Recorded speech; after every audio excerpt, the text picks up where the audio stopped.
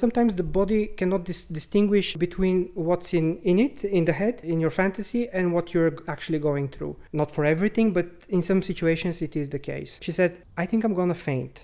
And 5 seconds later, she was out. Hello everyone, welcome to Thrive Odyssey. We have another badass podcast for you today with our one and only guest, Teddy. Greetings. Teddy, tell us a little bit about you and what you do. Hi everybody, and thank you for welcoming me here. I'm happy to share as much as I can because I'm excited about the work that I'm doing, either where I used to live in Bulgaria. I'm from Bulgaria, but now I'm living permanently in Hungary, and I've dedicated a significant portion of my life in helping people open up their sexuality, getting rid of some of their inhibitions, their shame, just because, according to most of us, you live once. And you should enjoy your life, especially if what you like to do does not harm people. And if nobody else outside of your intimate life is affected by it, then people should not put their noses where they don't belong. So if you could achieve satisfaction of your desires, of your dreams, and it's mutual with the people you're doing it with, then why not? For as long as, yes, you're doing sane things, things that don't make you inadequate in life, then absolutely. So maybe I should have mentioned, my nickname is Teddy, short for Silent Teddy Bear. I've been part of the kink community for about 8 years or so. And when I discovered the kink community, until then I thought I was the only one with my kinky interests about bondage, and it's mostly bondage that I've been interested in, and I thought I couldn't find anybody who's interested in the same. I found a community, but it still seemed like there were few people to find there were too few people to find a partner among that community. So I felt like some work needs to be done to enlarge this community, to enrich it in quantities of people and the quality of the culture that's there, because both were lacking. So I was thinking, okay, I'm willing to pay for workshops. Is there somebody to teach me? I want to learn to tie. I want to stand out with something that, hey, I exist. I'm not just another guy from the puddle of men that's turned into a faceless mass of private messages that women receive like 50 of per day, and is the same thing all over and again. I didn't want to be part of this. I wanted to stand out, so I wanted to be taught by somebody. I didn't find people who justified their bravado and I can teach you, and apparently they couldn't, because they were, by way back then, they were kind of fake in my eyes. So I said, okay, if nobody's gonna do it, I am. So I started learning by myself, going to workshops, learning online as well, practicing a lot with friends, buying books about it, so developing decent skills. And I decided, okay, I might not know absolutely everything, I might not be a bondage god or whatever, but I know stuff that works, that makes me happy, that brings satisfaction to my needs, and I suppose it can bring value to others. So I decided to host my own workshops, and then I decided, okay, the parties also might need to be lifted up a little bit with more interesting content, and to make people excited to play, not to just drink whiskey, chew on peanuts, and just wait for some show. I didn't think that was enough, because I wanted to find somebody who's interested in the same things as I am, and I wanted them to get excited to do the things with me. So this is one of my biggest passions, and I've been an event organizer both in Bulgaria and in Hungary as well. We host, with my partner, workshops about both Shibari, the Japanese erotic art with ropes. Also, they're divided by levels of beginners, intermediate, more advanced, although those definitions are very muddy and everybody can define them in a different way. But yeah, we cater to different levels of skills. And we want to teach people not only to learn the mechanical stuff and just how to tie a knot and how to build a construction. Yes, it's a good idea. It's very good to know how to do it. But if it's only that, it gets a bit boring. To me, it's a step towards making the next, having a good quality time with your partner. It's a teamwork, something that you can bring each other additional flavors of joy and excitement and thrill. So if you know the techniques, later you can actually put that with your love, with your passion towards your partner. So I want to teach people that, to not only go for technical stuff, but actually to play with their partner. I know that this became a huge monologue, but I'll just finish it for that moment.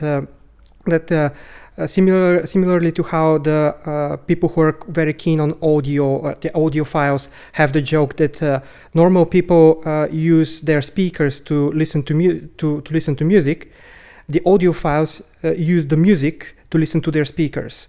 So it's something similar happens with some people who are getting into Shibari, even people who are very high level, that they seem to be using their model to play with their ropes instead of using their ropes to play with their model or their partner.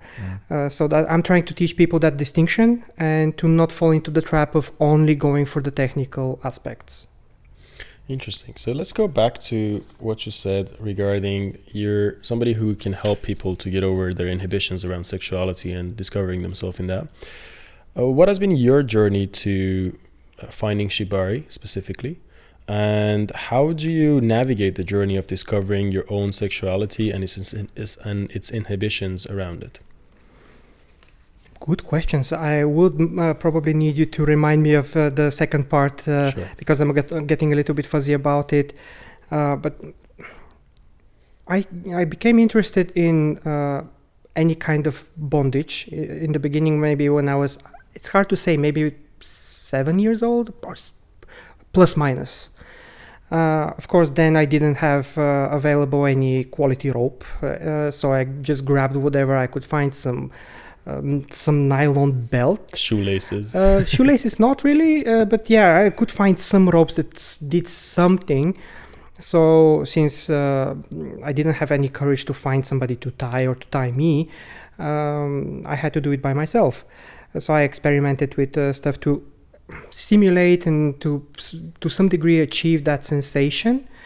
I think part of it was contributed to one of my school teachers, who used to threaten the class that when we are misbehaving, that we need to sit quietly and put our hands behind our backs. And whoever didn't listen, and we just tried to be tricky and put them underneath the desk, that she threatened us that she would put handcuffs on us. Maybe she was kinky too, and she shouldn't have been with the kids. But that excited my mind to think, how would I feel about it? Because maybe, I'm not sure what came first, but my parents gifted me some kid's toy with a gun and handcuffs and such. Childish stuff, very poor quality, very easy to open and such. And I always wanted those handcuffs to be more difficult to get out of. Because it was just not enough. So maybe I had it in me. I'm not really sure what prompted it. And also a schoolmate of mine brought handcuffs in, I don't remember which grade, maybe 3rd grade, 4th grade. But I didn't dare ask to try them because they were bullies and they were bullying me. So I said, there is no way I can trust those people to adhere to my consent and to not violate my will. So that's something that got into my mind, that I need to be careful with who I'm trusting. And also I was aware that when I wanted to stand out as a guy in the community that I can tie people, for example, I needed to make sure that they know that I wanted them to know me as a person who they can trust, who is aware that I could be on the other side and I don't want to be abused, so I don't want to abuse others. So I think that helps. So yeah, I couldn't say, even though it looks like it, that Shibari is my biggest passion. It is a big passion of mine. I've dedicated a lot of time. I've learned a lot. I've practiced a lot. We've done some quite fun performances on stages of fetish parties. So that gives us the opportunity to be super creative. but my biggest passion is actually metal restraints, the play, and I realized that when I'm discussing these things, I maybe should create a foundation of understanding for the people who are listening, because to me it's like, but of course it's simple enough: consent, understanding of the risks, being able to accept those risks and take responsibility for what happens, negotiating your needs, aiming for a mutual satisfaction of what you like, performing things with safety in mind. All of these things, kink and BDSM are very, very misunderstood, and especially when people in power with little or to no understanding of kink try to influence society, how to think about it, it can get very dangerous. And for example, it's similar to how politicians have turned against the LGBT community because they're an easy enemy to create in society. We could be next. So now when I'm talking about helplessness, handcuffs, cages, captivity play, which I was about to touch upon, to me it sounds like something fun and exciting and all right, because I have the foundation, but I need to probably explain a bit more. And it's such a personal thing and such an individual. I mean, everybody can perceive it very differently. Even when I was listening to your episode with, I forgot the name, the guy from Australia. James. James. And to the most amount, I agree with what he says. But of course, he had his own perception of things, which are a little bit different to mine. So that reminds me that also my point of view is not the ultimate way to see things. So I'm trying to decide how to lay it. But maybe I would say that all of my life, when I became interested in bondage, I realized that the sense of releasing control and being vulnerable could bring a lot of erotically charged fear. To be a little bit worried, what's gonna happen? Can I get out of it? What would somebody do to me if they find me like this? Would they be nice? Would they stimulate me? Would they play with me in a way that I would enjoy?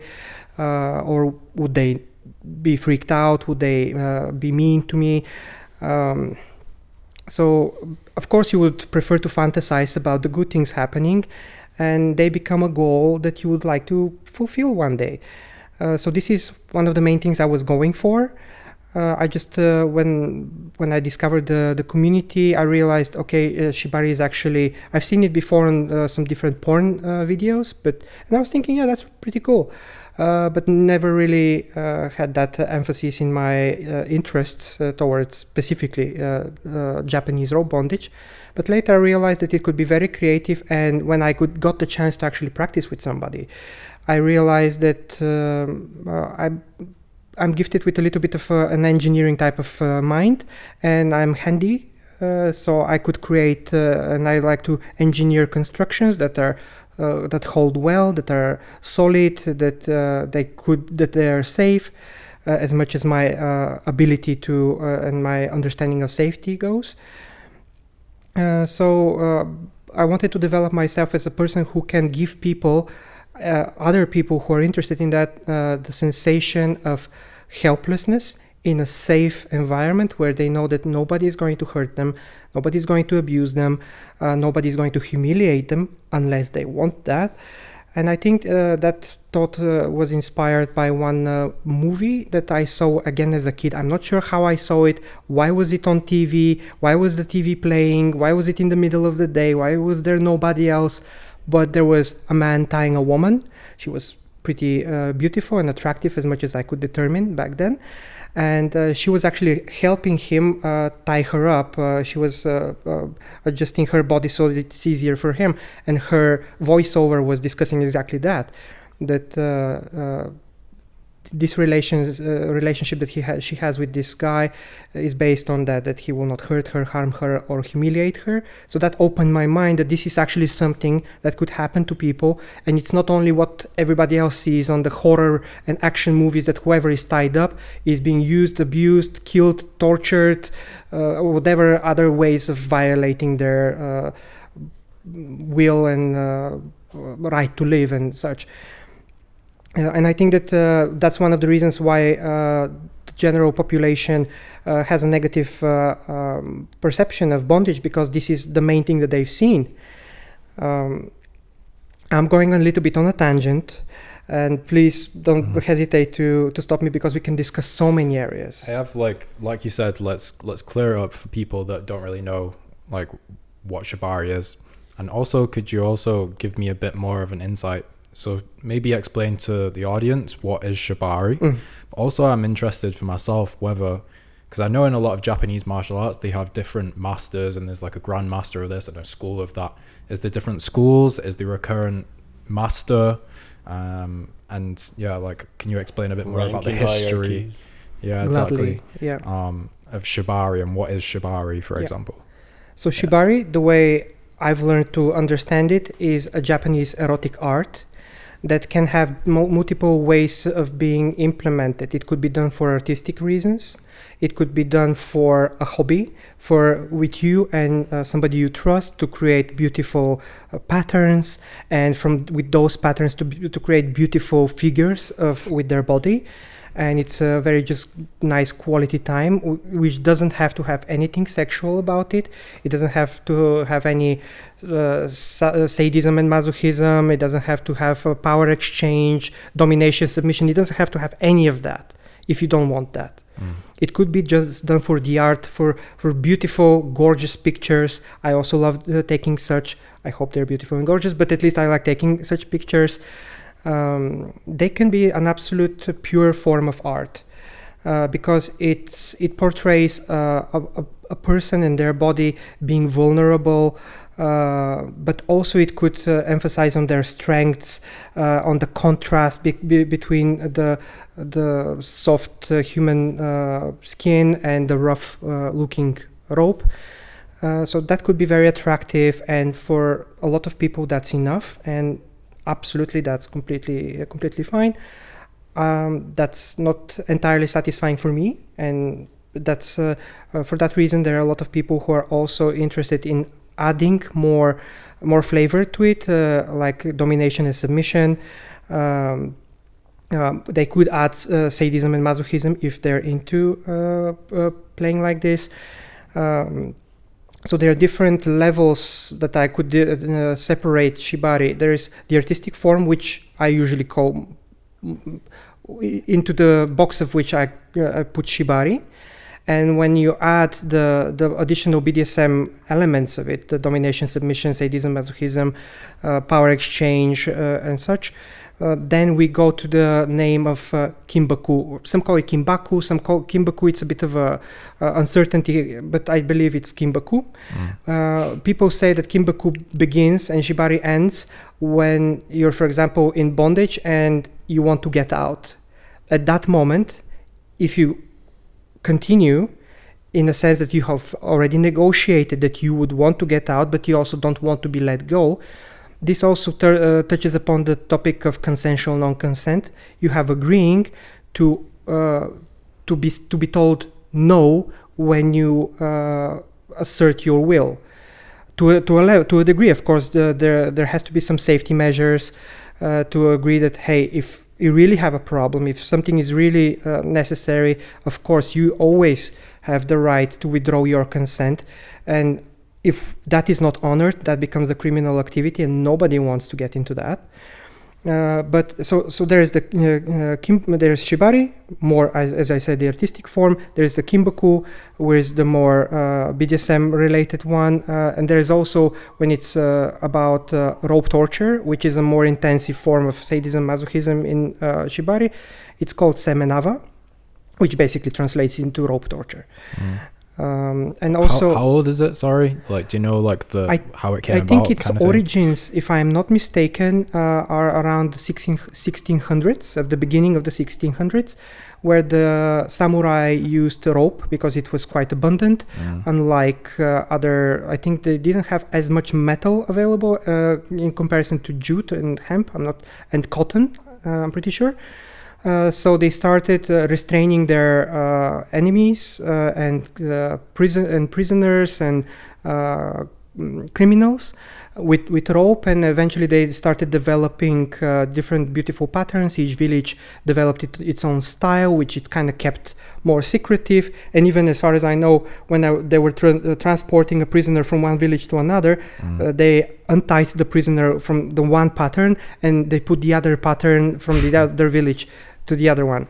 And it was very important. There were a few rules that they were, as far as I know, were following. The bondage needs to not harm the person in it, so it needs to be safe, and it needs to be aesthetically pleasing.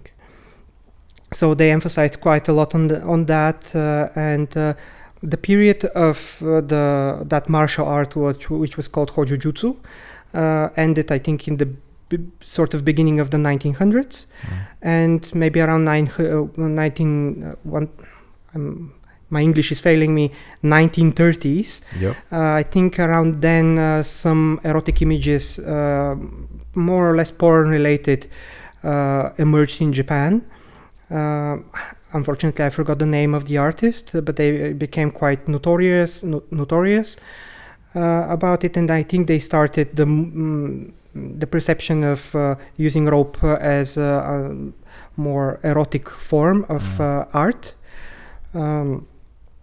And then about the 1970s, it blossomed a lot more. It became more popular around the world. The Americans, when they visited, for example, Japan, they saw it there. They heard the word Shibari, which means tying. And they said, okay, that sounds easy, and let's call it Shibari, where we are going to be practicing it in America, for example. And then a while later, the Japanese said, well, that's kind of convenient, so we are also going to call it, relate to it as Shibari. So it became quite worldwide spread all over the world, which very big communities developing. And yes, there are different masters, there are different schools, people who've become known with their skills. And also, yes, in Japan, there is a sort of more of a traditional approach where you need to learn from a master. They need to accept you in their own, I forgot the Japanese word. Dojo, school. Maybe dojo school, yeah, their school. So you could say that you're their apprentice, you could continue with their work. In the Western world, it's not that valid, but it still holds value, definitely does. And I also learned from people who've been to Japan, learned from different masters. And like many of us Westerners, I like to pick from different styles. I like this approach in this situation. I like this style. So I just decide from that palette of tools which one I want to use with the mood I have and the scene that I want to create. But yeah, there are different masters in Japan that you can learn from. So we covered that there is an artistic aspect to it, and there's some sort of history to it. Also, on top of that, some sort of pleasure. And I've heard, and I want to confirm with you, whether it is also healing or not. And if it is, how is that? It can be healing in multiple levels, and I cannot say that I understand all of them and that I know of all of them. But for example, a friend of mine a while ago requested that I try to suspend them in the air in a comfortable enough way that they could meditate. And we actually were successful. We made a comfortable bondage that had multiple layers, multiple points of suspension, so that their weight was supported evenly, and they could relax. And just by the feeling of that you're floating in the air, that allowed them to relax immensely, and they were very happy about it. That's the kind of benefit that I'm interested in, with regards to Shibari. Absolutely. Sounds fascinating. Yeah. I haven't done too much of that because the most I've done when it's about, for example, suspension bondage, it is more intense. It's not always as comfortable. It requires you to concentrate on that moment, which also can be healing because it could distract you from any turmoil you have in your head. You concentrate on what is happening at that moment. You concentrate on managing your discomfort, having basically not a discussion with your body, but analyzing your body and figuring out how to process things. Also, there can be pain It could be painful. It could be difficult to take certain positions. I don't want to scare people, but and we should touch upon the topic of pain, because for people, pain has only one side, one face. That's it. Scary, no, absurd, no way. And that's, of course, that's what's kept us alive. But pain could be graduated. It could be intentional. It could be balanced to be within the limits and abilities of the person. Because I'm again going a little bit on a tangent just for a moment, because when you help a person experience just the right amount of pain, their body can release endorphins, which are the natural painkillers, which are very similar to morphine as a molecular structure. They're not exactly the same, but they're similar, of the same family as far as I'm aware. So you, after a few releases of endorphins, you could pretty much get high on what nature has given you for free, and which to a major degree is not addictive. Yeah, you will learn to like it, and you would be looking forward to the next time you experience it. But you after it wears off, you're back to normal life, and you're not jonesing for more. I don't mean to mock people. It seemed like a little bit like that, but no, you're not. So in that sense, I would say it's not addictive. So pain could be administered in a controlled and skillful way, that a person can get just wiped out into their own inner world, where they could just relax and just experience. For example, sometimes my girlfriend experiences the visions of colors that I've never had anybody else say that, but she says that she sees some colors, and she says it's beautiful and it's a great experience. And combined with later, you've discussed on a previous episode, aftercare, bringing your partner back to reality, taking care of their needs, supporting them in all the possible ways, like verbally, that they look beautiful, that you're very proud of them, that it was a great experience, taking care of their bodily needs, keeping them warm, giving them water, giving them food, cuddling them, keeping them company. And all of these elements of aftercare, when you do all of these, it also strengthens your relationship, because it causes the bodies to produce the love hormone, oxytocin, and that creates a stronger connection between the partners. So pain can have a great benefit for that. Also, for people who have had traumatic life experiences, and I'm not saying that everybody who's into kink and shibari has those. Most of us have not. That's a misconception, and I just want to address that. But for people who have had traumatic experiences, including, I know nowadays, I'm not sure if you could say rape, and other abuse, because some platforms like to silence that, as if we shouldn't be able to talk about it and heal ourselves by understanding what we're going through. But yeah, I'm talking about that, or other abusive relationships.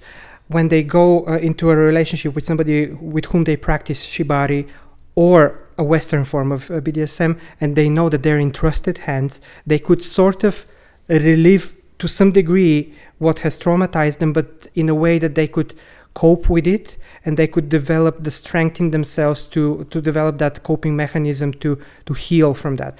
I am not too well informed about it, so I don't have too much experience about it, but that's sort of the degree of my understanding. I'd say, from my anecdotal evidence, a lot of the experiences I've had with women who wanted this more extreme form of pain and these things in BDSM had some sort of traumatic experience that they wanted to then kind of relive. So I'd say it's kind of accurate from my own experience. It turns out, unfortunately, that a lot of women, I think the percentage is 60-70% of women have had a form of abuse that is related to rape. Either were raped or were had sexual assaults of either variation. So that's extremely unfortunate, and for that reason, many women have had such experiences that for some of which practicing BDSM, and to me Shibari can be called a Japanese form of BDSM, can be helpful for their healing. Because it requires a lot of communication to say what you need, why you need it, what does it bring you, how do you feel afterwards, what are your needs after the play, what reassurance do you need. So you need to talk about it. Your partner who is leading in the activities, the top. You've mentioned those distinctions like tops, dominants, masters, and such. The one who is in charge of the activities, who's doing things to you, is the top. You're the bottom, so you're the one who's receiving the attention, the activities on you. So the top also tells you how they felt, what it gave them, how gratifying it may be for them, how much satisfaction they got from their trust in you, from how much they relaxed into your hands and how much they revealed of themselves. That connection is very valuable. So that connection as well can bring healing, as far as I can understand. Let's talk about, because we already mentioned the scientifics behind why the pain is pleasurable due to endorphin release and everything. Or at least satisfying. At least that. Does having the fear trigger the same thing? Or, for example, my current partner at the time, she's obsessed with being in a fearful position with me. She really enjoys it. So even if I'm obviously consensually slapping her and I just hold my slap and she does this, she really enjoys that. Yeah. So what is that? Is it because she was never able to experience that in a normal life, and just experiencing that allows her to, like, how do you classify that experience in a joyful way, knowing that it's just something that's not really meant to be joyful? And yeah. It's a good question. It's a deep and very varied question that can be answered in so many different ways. For one reason or another, either because of experiencing some abusive situation, or just finding some element of a scary situation that if you can only pick that bit and leave everything else aside, it could be exciting for as long as it doesn't lead to the negative consequences. So you could begin fantasizing about having only this bit happen. And then it could become, for example, a fetish, something that if it has the potential of happening, it brings you arousal. So in that case, erotically charged fear, as I like to call it, can bring arousal, excitement. Your body could turn on and get ready for sex, for example, making the small bracket that the female body is actually predisposed to getting, for example, its genitalia wet, even if it's in danger, because it's preparing itself to minimize the damage if a woman gets raped, abused. So I just it just came to my mind to discuss that, because I think it's valuable to know that just because a woman is wet doesn't mean that she's excited. So that has been a case where a woman has had to defend herself in court about it, and the guy said, well, she was wet. So that understanding, even though it's a little bit on the side of what we're discussing, I think it should be known. I think it's also a matter of what I like to call, or not all I call, it's what is called mindfuck. Creating the vision of what's happening or what's about to happen first in your head. So your consciousness starts to go through it and live through it even before it starts happening. It has happened also to me that my excitement has gone through the roof just by the expectation about what's about to happen. So yeah, for as long as you know that you're safe, you could live that moment. And what's interesting is that I know I've touched upon that topic multiple times, and I'm going to do it again. It's quite popular among women to have the fantasy of a rape play under controlled circumstances, where they know that in the back of their head that they are safe. So they could experience the erotically charged fear and the struggle in a way that could satisfy their curiosity and fantasy about it without having the consequences of what the horrible thing of actual rape could lead to. So lots of women fantasize about it. It's very difficult to talk about it, and it's exceptionally difficult to organize. Because one thing that really helps, for example, is knowing a time frame within which you can expect something to be organized about that. So you know that if it's within that time frame, there's a big chance that this is a play. Then, of course, more reassurances really help. And safe words and safe signals and such are really important, having people know about in advance, knowing where you are. And there are many precautions that need to be made, and there are huge risks about it, but it's a big fantasy. Have you ever read My Secret Garden? No, I haven't.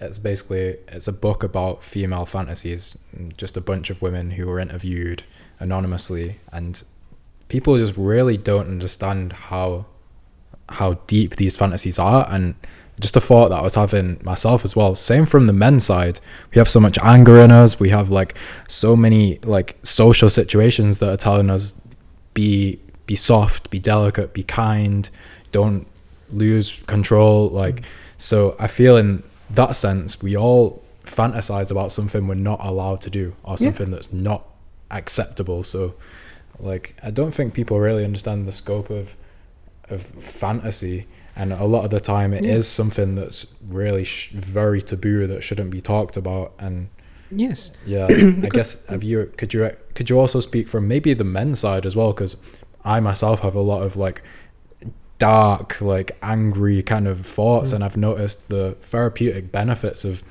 expressing that with a partner in a BDSM situation. And I think a lot of the time these men also like experience the same. It is quite possible, but it's very tricky, because one main, I would say, rule, of course there are exceptions to any rule, but the rule is that you shouldn't practice BDSM when you're angry. You should not let your anger out on your partner. You should have complete sane self-control, know exactly what you're feeling, have control over your emotions.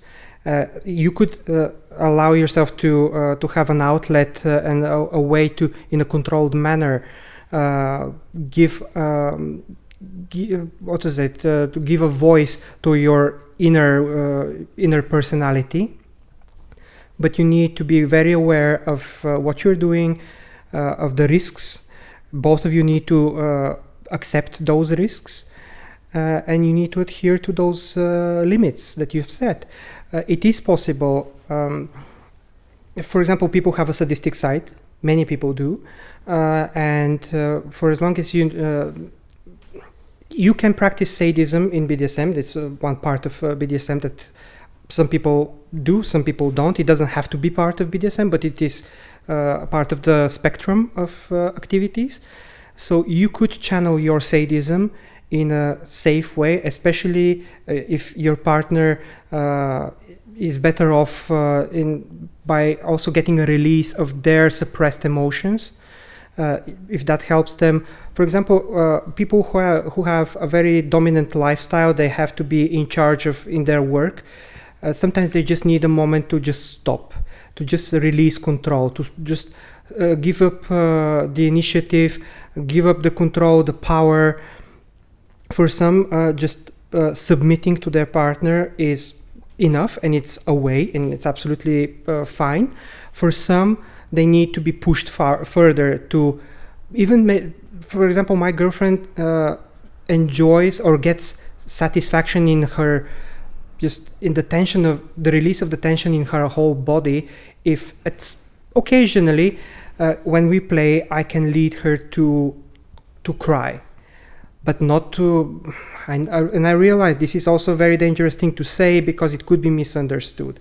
Again, I'm saying in a controlled, consensual way, very, very well tailored to what is enough to let her release her iron wall, because she's extremely dominant in her life. She has so many responsibilities that she has to take care of, and sometimes she just wants to let that wall of emotion down, and it's very difficult. She's very tightly controlling it, and she wants me to sometimes, not every day, not too often, but sometimes to push her by the intensity of the play, and also of me getting into a sadistic role, to get her into the just beyond the limit after which she would release her emotions and cry.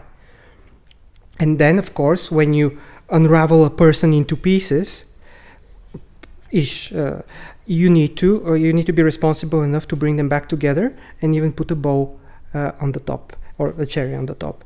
So that's a great responsibility. And if a person is not willing to take that, they should not go through this, because they are going to harm their partner. You cannot leave somebody in a wrecked emotional state, wrecked in the sense that they've released full control, and then just leave them be.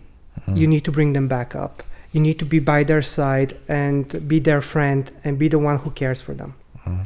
Let's go a little bit deeper into sadism and masochism. All right. Because that's the part that, BDSM, bondage, domination, sadism, masochism. Yeah.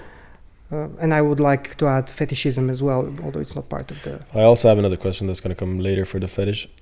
So when it comes to sadism, there's always this misconception and a stigma around it, that they used to classify it as a mental illness, but then they took it away because they blamed a lot of crimes on it.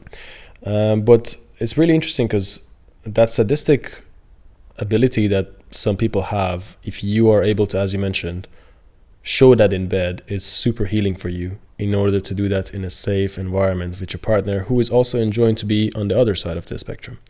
And I just wanted to understand sadism and masochism a little bit deeper in that sense, and destigmatize it a little bit. I might not be the absolute best person to talk about it, because the way I adopt my sadism is more of a role. Yeah, of course, as a normal human being, I also have some sadistic thoughts, but I don't find too much connection between them and what I do to my partner. The source of my inspiration, for example, comes from one of my favorite BDSM porn producers, by the nickname of PD. He was the person who created, for example, insects, infernal restraints, as channels or websites. To me, he is on the verge of being a psychopath, and he's a sadist as well. I am not like him. I probably will never be able to get into that type of mindset that he gets into, and that's actually, for me, it's good. But I do like imitating some elements of it in a play.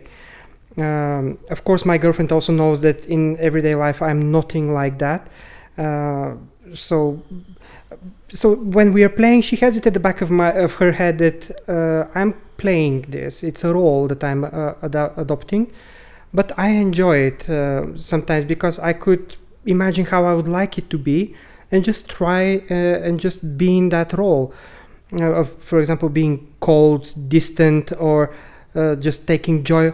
Oh, you're crying. That's so beautiful. Cry more. But yeah, to me, it's a role, because I know that she also gets deeper into her headspace when I'm like that. So I am doing it for her, but I'm also getting joy and satisfaction, because I could successfully get into a role being something different than what I usually am. But I wouldn't say that I am very prominent sadist. I can be very sadistic, and I could act it reasonably well, but I don't have a good overview of the motivations in people who are very purely sadistic. So there's some other categories around that. It's service-based, and there's also reaction-based. There's also the act of giving pain. And the fourth one, I think, is the type that's like the least favorite, is the one that you want to give pain because the other person doesn't want pain. and that's where it kind of gets on the line there. So there are different subcategories in that. And well, you remind me of one thing that I think it's valid for most sadists is that, and what we tell people who want to be a masochist or play with a sadist, is that every sadist wants you to last during the play. They don't want you to quit, so they want to tailor their sadism to what you can take, and not to completely annihilate and break you into pieces. That doesn't serve anybody, because it's very, first of all, as a sadist, it's very difficult to find a partner. So you want to cherish that partner and keep that relationship and build upon it to allow yourself to experience more and more within the limits of sanity and reason and I wouldn't say necessarily safety, but being conscious of the safety and being able to accept whatever negative could come out of what you're doing. So that's a risk-aware consensual kink. That's, or in short, RAC comes from. I think as somebody who is in control, you have to always know that you're the one who is responsible for mapping the other person and providing them with the best experience possible. Yes. So I think that with the safety and consent is the base of everything that we speak of. So for people to not confuse these things together. And this is just basically a role play at the end of the day for us to enjoy, heal, and whatever else. Also, just to touch upon that you need to be so clear-headed, because if you get your partner completely wasted or in the sense completely high on their endorphins, they could reach a level where they are not able to clearly communicate. They might not be able to speak. They might be so deep into their drugged up state of their own endorphins that you need to take responsibility and control for both of you. And you need to say, okay, I see that you've reached your limit. I'm calling the end now. I need to bring you back now. So you need to, like mothers, pregnant women are eating for two, you are being responsible for two. It's fascinating because they say, like in torture, that often the person will get to a point where they don't feel the pain anymore, and they start to experience that as a pleasure, and that's the point where you can't torture them anymore. I'm not sure what the name is for it, but it's a similar concept, and it's fascinating how thin the line is between pleasure and pain, and like how we can flip from one thing to another. Yeah, it's kind of interesting as well, like talking about this whole subject. That, like from let's say a development aspect, you could be on a path of spirituality and meditation, and or whatever path you choose to try and better yourself. Let's say, could be money, could be like sportsmanship. There's always these like trials and tribulations, and there's always these difficulties of like communication with people, and then there's always this difficulty of having the self-control. And it seems like this is just yet another system, just like any other practice, where you can really develop yourself and go through into yourself at the same time, which is kind of fascinating to think. Like I always find like a lot of the time when we do these podcasts, it's the same lessons again and again, you know, control, like compassion, having responsibility for yourself, for other people, and this can kind of navigate into all these different art forms, which is just really kind of fascinating for me. You reminded me when you mentioned pleasure and pain. I think it's very commonly said together in society. Oh, pleasure and pain, as if we understand what we're talking about.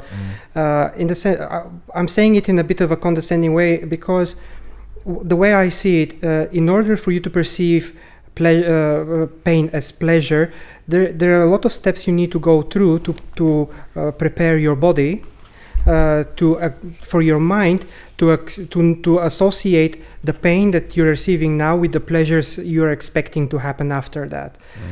So when your body learns that after receiving the pain you are definitely getting pleasure, then your mind could actually start preparing and already living through the pleasure that it's expecting, because it's certain. It's like the Pavlov's dog, the reflex that you create in your head, that you could already start preparing for the pleasure and start living through it before you even experience it. For some people like to be playfully called pain sluts, like that, because they are already in their aroused sexual state when the pain is being administered. And also there are people whose bodies are so predisposed to releasing huge amounts of endorphins, more than the average person, that actually from little pain that you give them, they get a huge blast of endorphins, and they can get high on it from very little. So yeah, for those people, you might say that for them pain is pleasure, but it's not the case for most people. And for the general population to think that there are people who just perceive pleasure as pain, pain as pleasure, it's just wrong. It's just not like that. There are many steps before that, and it's usually not for the case for most people. Yep. But yeah, people are afraid of the pain because they think it's not going to be controlled, and it's going to go absolutely haywire, out of control, and it's just going to become scary and absolutely traumatic experience. So yeah, this is something we like to emphasize on our workshops, for example, when it's about impact play with different toys and tools or other things that create fear, that we're going to do we start slowly, start little, so it's not scary, it's not too much, and we increase until you say that, yeah, that's actually my level. Or if eventually we establish enough trust, you let us actually read your body language. We hear how you sound, the sounds you make, the way you exhale, the way your face expresses the feelings. And when you have enough experience, with most people, it's kind of easy to sense where the threshold for them is, and to just keep them around there so that they could actually experience getting high on endorphins. At least that is my goal. Just because you like to give pain or receive pain, would you classify, even though classification is not the best to do, but would you classify yourself as a sadist or a masochist? Yeah, it's in most cases it's kind of easy, and it would be sort of right to say that, yeah, if you like receiving pain, then you're a masochist. What your motivation about it is may vary. It may be not that you enjoy the act of what's going on, but the end goal of, for example, you breaking down and letting go of the tears, reliving or living through the emotions, letting them out of you. This is what you're looking for. So you might not say that you are enjoying what you're getting, but you enjoy the end result. If you want to put labels, yeah, you could, but labels sometimes can be harmful. Because sometimes you might need to put way too many labels on yourself to be clear about what exactly you are. Because there are people who have multiple types of roles into BDSM. One of their role might be a puppy, to act like a puppy with their owner, master. But with other people, they like to be sadistic. So you're a sadistic puppy? It becomes complicated. So labels can help to at least orient yourself who you're talking to, but then getting to know them better and learning about their personal fine nuances is a good idea. And then you realize that that label might not really fit them. It does make sense. And when it comes to, excuse me 1 second, Jake, go to bed. Good dog. Can you say I'm a sadist?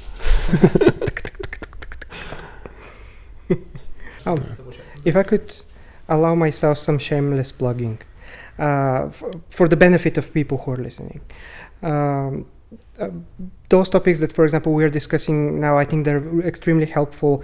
And for that reason, a while ago, as I felt that our community in Bulgaria and also in Hungary can benefit the newcomers to have a starting point. That's why I started a website called BDSM.bg, because I did it for Bulgaria in the beginning. And where I wrote articles about the basics, the foundation of BDSM, also touching upon sadism and masochism, the different roles, how to build yourself up as a person who is a confident practitioner, knowing yourself, understanding others, being able to take care of yourself and others, respecting their consent, being aware of your own right of consent, especially including as a top or a dominant or as a master, you also have the right of consent and to say no, or I've had enough, or this is way too much for me and I don't want to go through this, or I see that you're getting, you may get harmed and I am against that, so I tell you no. So knowing these things, how to take care of yourself and having a widely developed culture, I think is really helpful. So I started that website, I translated it into English. So there's a language menu selector. Later my girlfriend helped me with some of the articles to translate them in Hungarian as well.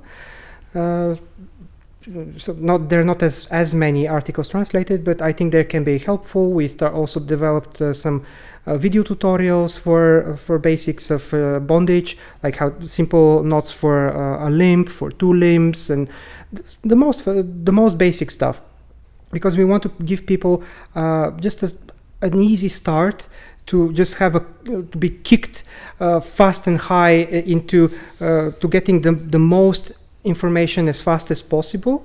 So when they get into the community, if they encounter somebody who should not be there, who is dangerous, who is a predator, who is an imposter, who is pretending to be part of the community, but they're actually some abuser and who might or should be in jail, that they should be able to recognize them and be aware of them and stay away and protect also the community.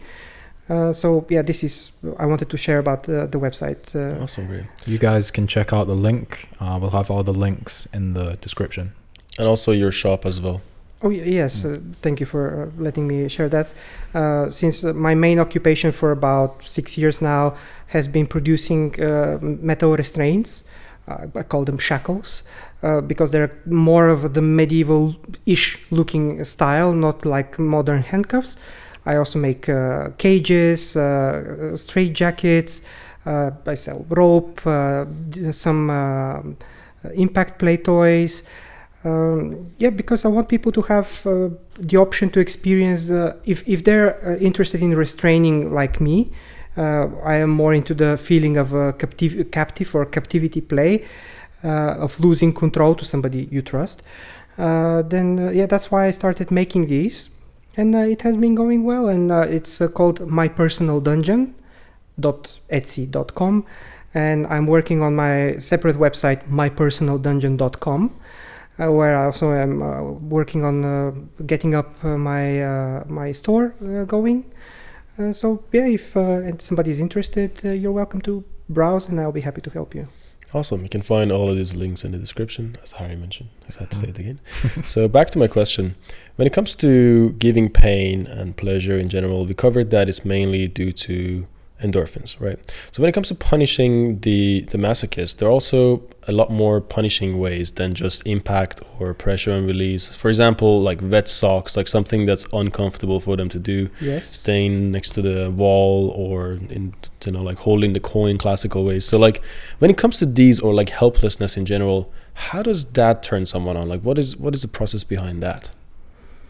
Well, good question. And by asking how does it turn them on, I would like to correct that as a question of how does that bring them satisfaction of their needs, because it's not always about pleasure, it's not always about sex. For example, there is also a form of sadism which is emotional sadism, and I attended a workshop from one such sadist who was talking about a partner of theirs who had a big fear of being abandoned. So they were brought. They brought their partner who had that fear to a party, but they also wanted to live through that fear. So it was consensual. So the sadist just told them to stay in that place and just left them. And of course, they didn't just abandon them. They were in control still. They were keeping an eye from a place where their partner couldn't see them, so they could monitor how is their emotional state progressing. And as it was going deeper and deeper, and they were going stronger and stronger through their emotions, they could find the point where, okay, this is the tipping point where the maximum satisfaction of their need is achieved.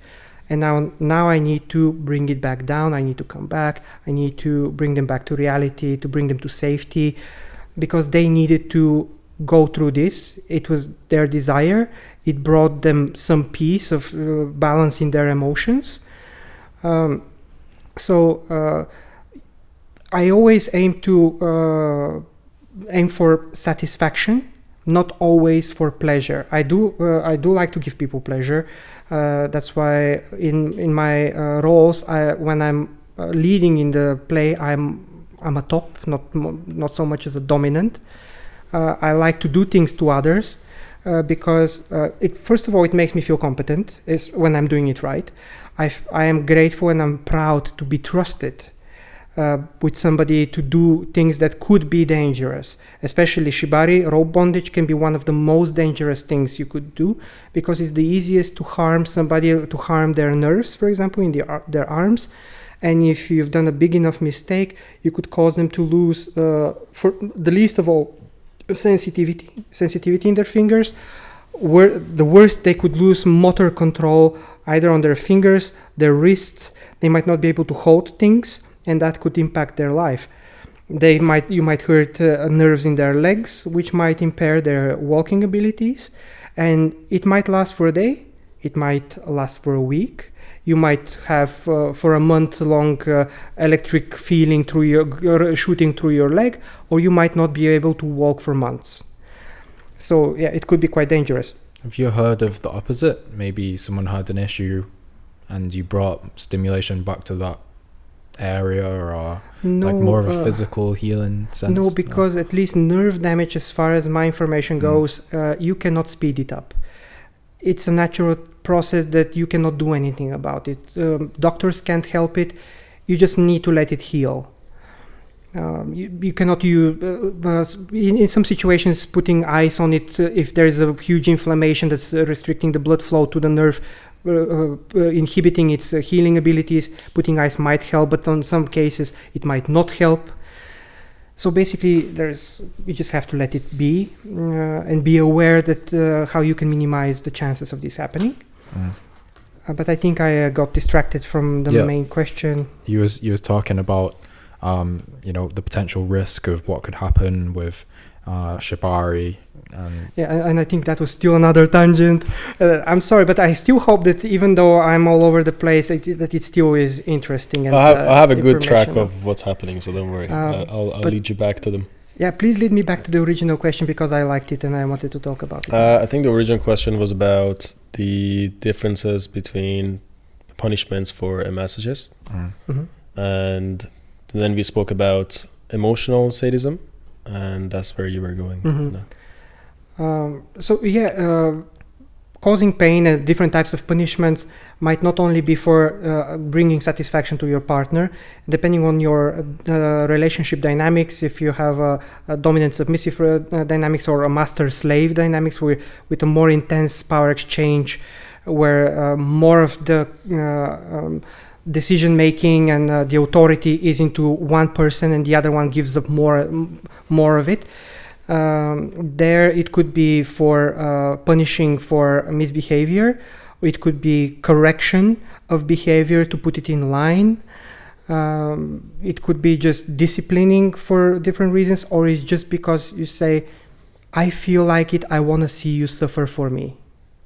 I enjoy the look of it. I'll take care of you.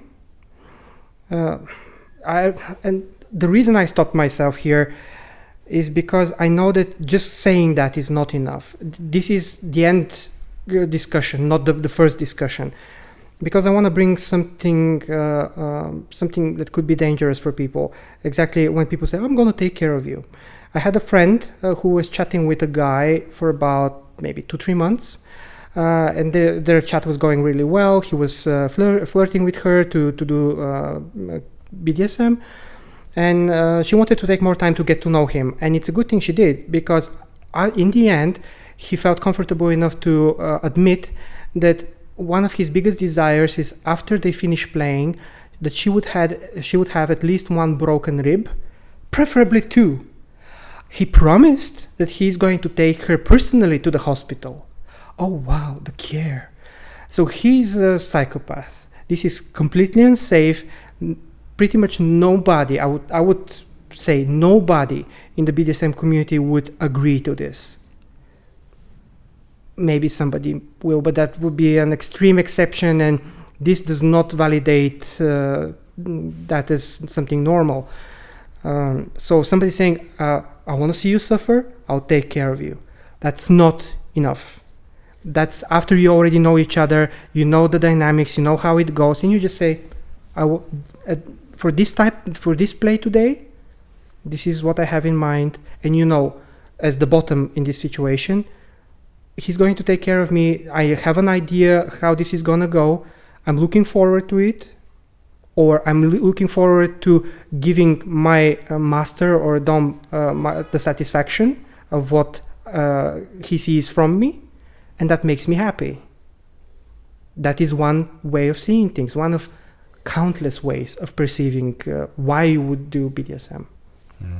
Let's get more into the technicality of it. And when it comes to, for example, punishment, we have impact play, we have pressure and release, and we have emotional. What do you call it? Emotional?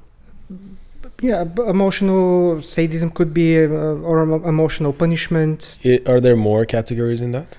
Probably countless. I need to take a second to think about them, but there's so many ways you could manipulate somebody or guide them through the vision that you have. So I'm not sure. Can you elaborate a little bit So more? I would personally like to know more. It's like a personal question. When it comes to punishment, everybody thinks of impact play. It's the first thing that comes out. But I'm sure there's a lot more to it, and I know these main three, but I don't know the rest. So what do you... For example, you could just leave them bored. You just stay there and wait until I'm ready. It could be an hour. It could be more. So this is one way. You could have them do things that they don't like for you. So yeah, that's another way. Very niche things could be forbidding them to go to the toilet, and also actually making them physically unable by using a lockable plug in their butt or a catheter. And I realized that for an uninformed audience, if we have such, that will be like, whoa, that escalated to 1,000, like immediately. That is a very niche thing. It's not for everybody. And again, it could be done, and it is done in a safe way. And of course, there is a lot of preparation, especially for catheter use. The hygiene is extremely important, the way you handle it, the way you put on gloves, the type of lube you need to use. But yeah, that's I got just reminded of this and decided to talk about it. But it is a way. Keeping them in a cage, restricted, or just in different types of bondage, not being able to go anywhere. At some point, for example, if you keep somebody in bondage, for the first 30 minutes, it could be quite arousing and sexy and hot, and but after that, it gets a bit boring, and then the suffering begins. Just like, let it end. Nothing's happening. So that could be either a lot of fun for somebody, or it could be quite punishing. You just need to figure out what works for your partner, what kind of punishment actually yields the results that you both agree that are worth chasing. Sweet. And when it comes to impact play, it's mainly spanking and... caning, flogging, whipping, beating with a bamboo stick.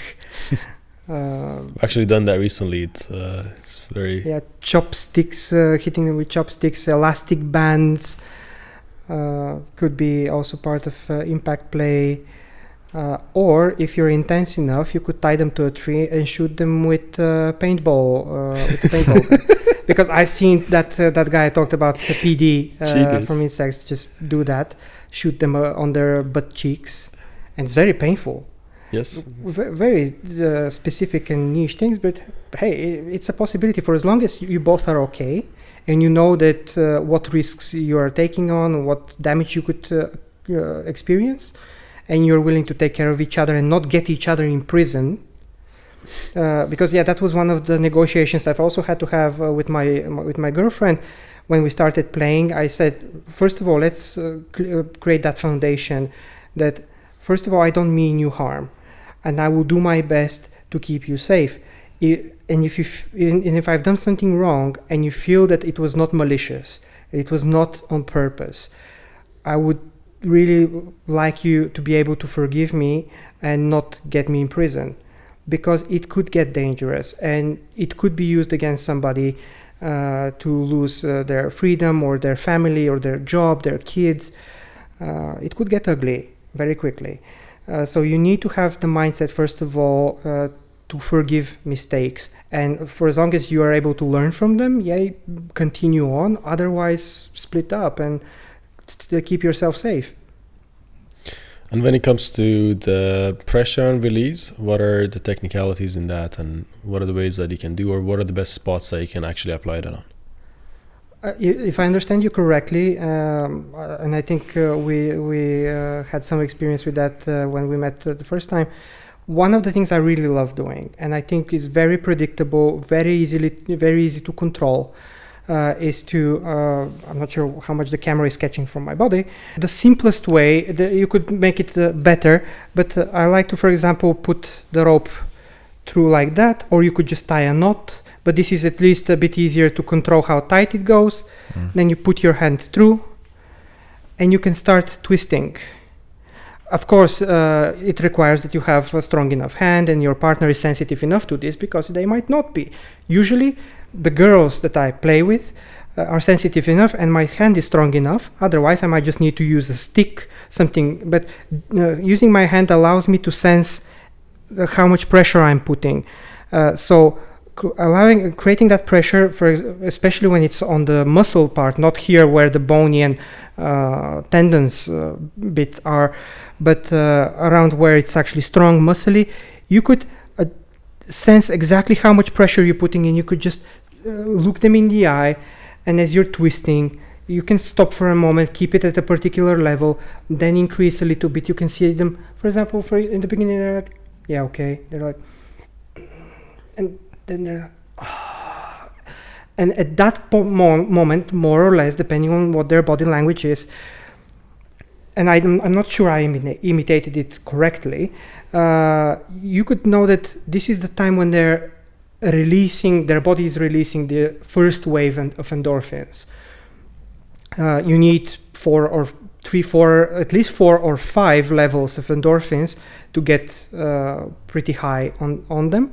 But this is a way that I find to be pretty safe, very predictable, super controllable, because you could keep them at a very tense level for quite a while, unlike when you're doing impact play. For example, if you're hitting the same spot, the pain piles up and it can become unbearable. So you might need to aim at different spots. What if you are not quite precise? So you might hit the same spot by mistake, and then it becomes too much. So it's very difficult to control, especially when it's something sharp and really painful like a cane. But this can be tailored to the most minuscule variant of pressure and pain. So I really love that. It's one of my go-to tools. Have you experienced something which is like an emergency or a warning, like maybe or heard a story about something that's gone wrong? Do you have any stories like that? And then also on the flip side, what are some of the greatest experiences that you've heard from people, or maybe someone's really changed their life, or like through BDSM and Shibari and these other practices? Yeah, there have been emergency situations. For example, my girlfriend apparently is very prone on getting dizzy and fainty when her body gets very hot. And there was a situation where we were playing in a sense that I had put her in a straitjacket. So it's quite thick, so it keeps a lot of heat inside, and she was standing upright. She was connected from the straps of the straitjacket to a suspension frame, so she would be safe and she won't fall. Her head was also covered in a hood, and she was standing on her feet, not moving them, which actually is a problem, because moving your feet, it actually increases the blood flow, and it disperses heat through your body. It doesn't trap it. So because of all of those elements combined, she started to get pretty hot, and thankfully that type of fainting that the overheating is caused by, you have a few seconds when you know it's gonna happen and you can say it before it happens. There are other situations when you can't. I'm not too familiar with them, thankfully, or maybe not thankfully. I maybe need to learn more about that. But she said, I think I'm gonna faint. And 5 seconds later, she was out. And by that time, I had walked up to her, grabbed her around the waist to support her. Thankfully, her knees are prone on locking when she's standing, so that also helped with the weight. And with one hand, I'm holding her, and with another hand, I'm untying suspension lines. And why am I untying suspension lines? Because I was a moron. Because you should have a safety scissor on you, not there on the table, assuming that, I can just go grab it. Well, then I had the choice. Should I leave her hanging and go grab the scissors? No, I hold her and okay, of course, I'm confident. I know my suspension lines. I could undo them pretty quickly. So I could lay her down on the ground, remove the hood, and I know that when a person faints, also when you lay them on the ground, if they are still not really coming back, lift their feet up so you get a bit more blood back into the head. So she comes back. She said, "Red," because she's still, her mind is still back into the situation before she fainted. She still thinks she's there, and she needs to tell me that we need to stop the play by the safe word "red." And then she realizes that she's already on the floor and everything is fine. But that was a good test to see whether what I know I can implement, which is to stay calm, concentrate on what needs to be done and nothing else, because that allows you to not panic and to be very efficient with only what is would solve the emergency. So that was a good situation where I could learn that at least that time I could respond quickly. And I also learned very bitterly that lesson to always have that scissor, one scissor on me, and then a second one still available if something happens with the first one. That was a nasty situation. This was actually probably the worst. We've had some mishaps, like having an inflatable plug up my partner's vagina, and as she is squatting, she apparently has stepped on the hose, and as I lift her up, that pulls the plug out of her. Obviously, if that was way too inflated and if it was going to harm her, she would just sense it and she would just collapse back. And you have reflexes that would help you stop that. But it was, thankfully, at that moment, it was just a funny situation where it just popped out. And also that's one very important thing about when you're having mishaps, and especially if they're not something really big, to be able to, if it's funny, if there's something funny about it, you allow yourself to just not take yourselves way too seriously and just laugh at yourselves, not mock each other, but be lighthearted about it, not about the dangers, but at least that we're humans, we make mistakes. Oh no, I'm no longer in the role of the Dom. That's fine. We're normal humans. We're here to play. So don't. Some people can beat themselves up about not performing absolutely perfectly. If their flogger gets caught on the handle of the door, so that kind of ruins the mood and gets you out of your head. But that's fine. It's life, and we are not here to perform some actual psychological torture and breaking somebody to reveal truth, and they start laughing at us because we've messed up. It doesn't matter. It matters that we keep each other safe and take responsibility and learn. I think being lighthearted is the most important aspect that you want to keep, especially when it comes to sexual connection with someone, because you have to basically bring that. And I think being lighthearted makes the other person feel more safe and vulnerable in the first place. To be down to earth, it really helps. I will do my best to be in my role and to help you get into your role. I have a vision, I know where I'm going, and I have the skill to give you those experiences. But if it doesn't go too well, if somebody gets a bit dizzy and say, okay, I don't feel to do good, maybe my body is not predisposed at that moment, you say, that's fine, we can stop it now, we can do it another time. even if we have taken time of our schedule, prepared the scene, and we were really looking forward to it, still it's okay to cancel it because your relations and relationship is the most important, not performing brilliantly on that particular occasion. I think that mindset helps. Like the other side of the question, maybe not just your experience, but do you have a couple of experiences that were like, wow, this is amazing, maybe from yourself or other people or something like that? Yeah, so many that I need to orient myself in my memories. But one of the things that really impressed me about the power of exciting the mind and creating the vision of the play in the head, to me that's turned out to be one of the most important things in a play, was when a partner of mine was topping me. I was the bottom because in BDSM I'm a switch. I like sometimes to do things to people, and sometimes I like them to take the initiative and do things to me. So at that point, my partner was tying me up, and since she was kind of out of ideas what to do because she didn't have as much experience, I gave her a tip to maybe let's experiment with caning. I didn't have much experience with that. I was kind of scared of it, but also it was a bit exciting. So when she was tightening all the bondage and I knew that there was one step left before the caning begins, my arousal was already so high that I told her, I feel something leaking out of me. And okay, that might sound a bit gross to some people, but anyway, that's what happened. And I said, could you have a look what's going on? Because that has never happened to me. And she said, well, you're coming. Because the tension in my body was already so high that I just started coming. It was not a full-blown orgasm, but and I asked her, hey, well, since it's already happening, can you just finish me off? And she did, and it was a very nice orgasm. Because so much of the play had already happened in my head that my body was responding to that vision. Because sometimes the body cannot distinguish between what's in the head, in your fantasy, and what you're actually going through. Not for everything, but in some situations it is the case. And this is what happened. It absolutely blew my mind.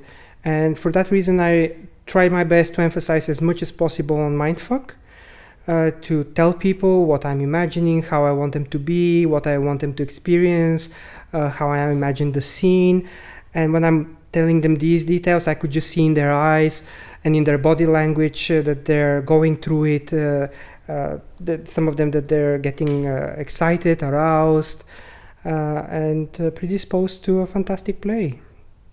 And one of the most amazing things that what was happening is that when my girlfriend was looking for somebody to play with because she wanted to experience her dreams, and she invited me to come to Hungary. I was still living in Bulgaria, so she booked a dungeon here in Budapest, and we played for 3 days, not three full-blown days, but for like 3-4 hours per day. I brought a huge sack of toys. We call it the Kink Fest because I could just furnish a full kinky festival with it, and we played our heads off. She tried so many new things. She conquered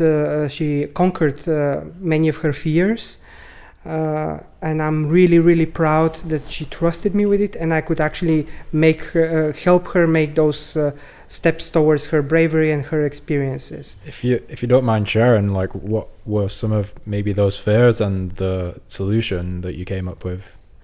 Well, for example, one of her fears was having something covering her face, like a hood, a mask or something, because she's had a traumatic experience where she was feeling like she was drowning, or she was drowning in a swimming pool. So she had something covering her face, and that was very traumatic for her. But she was very curious, and since I had already managed to build a lot of trust. We've spoken for months before, and we've played already a few hours. She already get the sense that I am not dangerous towards her. And I suggested, okay, you're curious about it. I know you're afraid. I will let you put it on, and I will not touch you. if you don't say, unless you say that you won't, but otherwise I'll be next to you. The hood will not be tied off. You can take it off if you need. And when you determine that you're ready for the next step to maybe snug it up, tighten it up, then we're going to try that. And it's still not locked. You can still open it with your own hands. So this is a way, small step, by making small steps, she could get the sense that she's still safe. One more step, I'm still safe. And she knows that I'm not just suddenly going to grab her when she can't see. It could be exciting if you want that to happen. And it has happened to me that I've been, again, the bottom in a play, and I was actually hoping that my partner would, when I put the hood on, they would take advantage of the situation and, for example, put handcuffs on me and make me lose control in that way. So that could be very exciting as well. Can we go a little bit deeper into the mindfuck part and how you actually practice it? Oh, yeah. There's so many ways you can do mindfuck, and in no particular order. If, for example, is telling people what you like to do to people. Like, you're, for example, at a gathering of kinksters, like what we call a munch.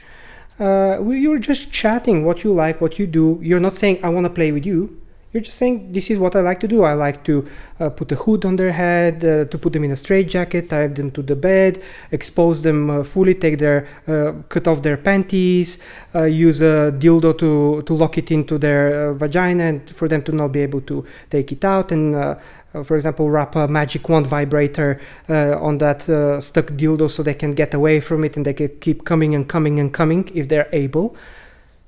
And that's a story you can say. I'm not saying that everybody needs to say that. It's just one scenario, which I like the concept of. And when you tell that, some people start to imagine this and get really excited. And maybe if they feel that they can trust you and that you're a potential good partner, for even as a play partner, they might be very inclined to negotiating further to actually experience this.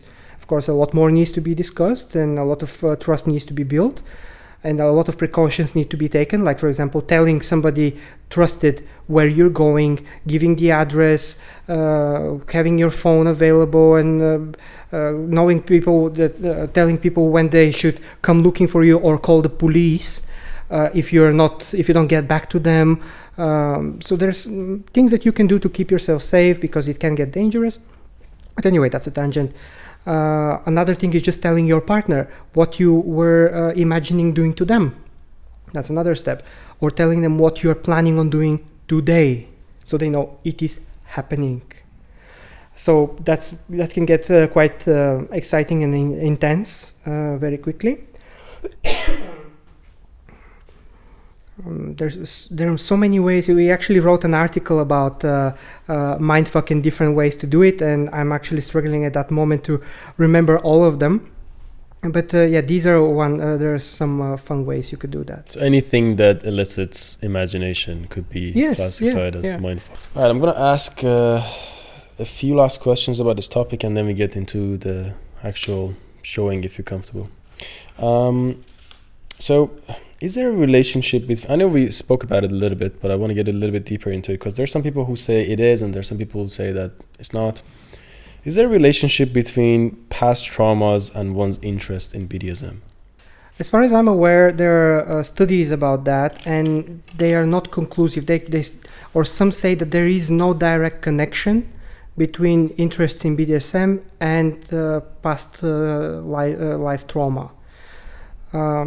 Although I see that some people who have such trauma find a release and a safe outlet for their trauma in BDSM. So I personally would say that there is some relation, but it's not a direct correlation that if you do BDSM, you must have had trauma, because this is some misconception that people in society have, which is just not true. A lot of us, including myself, I believe, as far back as I can go in my memories, I have not had such traumatic experiences. It's just curiosity that turned into a fantasy that evolved into a fetish. What is a fetish and what is a kink? And how do you separate those two from each other? To me, kink is something that is a bit unusual from the vanilla, something quirky, something atypical from a vanilla standpoint. That's basically my basic definition of a kink. It could be particularly in the intimate aspect of your personality, but it could be something else outside of sexuality and intimacy. But if we're talking about intimacy, being kinky to me is liking activities that are beyond the vanilla boundaries. And a fetish could be many things. It could be something that, if it is present as an element or as a factor in the stimulation you're receiving, that fetish could multiply your excitement. Or for some people who are so dependent on their fetish, it could get to the level where you cannot get excited unless that element is available. Or is present and is stimulating you. For example, I have a fetish towards metal handcuffs. It's not necessary for me for the handcuffs to be present when I'm playing with somebody, but it helps and it increases my arousal. But for some people, for example, if they're not handcuffed, they cannot get aroused and they just cannot have sex. So would you say fetish is unhealthy? No, but it can be for some people if it leaves them deprived, unsatisfied, which would lead to frustration, which might lead to depression, which might lead to psychological disorders, or the unthinkable, as modern society likes to censor, suicide. No, I see, that goes very deep. It's called something else now. It's unaliving yourself. Yeah, you can't say that online anymore. Bullshit. We'll beep that out.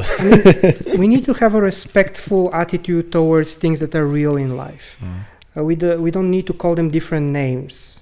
It's my opinion. 100%. Change it. We agree, but I think we live in a time that everybody is somehow offended and triggered by anything. So there are some weird restrictions around normal people living their normal life because of that, which is very interesting at the time. And before you go to your next question, I just want to elaborate a little bit on the previous one, that some fetishes can be dangerous, especially self-asphyxiation. What is that? Choking yourself, or either restricting your blood flow with belts or other bondage, or putting bags on your head to limit your breathing. Because, of course, there is a reason why some people like it. Is because when you start running out of oxygen, your body goes through different processes of keeping itself safe, and it could heighten your arousal quite strongly, and it could multiply the intensity of your orgasms. Especially because I suppose you add sexually charged fear as a mindfuck, which also multiplies your arousal, but it can be extremely dangerous, even when you're practicing it with an informed partner. But some people do it by themselves, and there are many known people, celebrities especially, who've ended their lives by self-asphyxiation. So some fetishes can be very dangerous if you're too horny to keep yourself safe. And it's easy to get too horny. Yeah, it sounds like there's like a very thin line around pleasure and safety. Oh, yeah. Or sometimes as a self-bondage practitioner, I realize that sometimes things could go wrong, especially if you use a gag, and if it's a one that could block your breathing, and if you choke, and if you can't get it off quickly, you might die.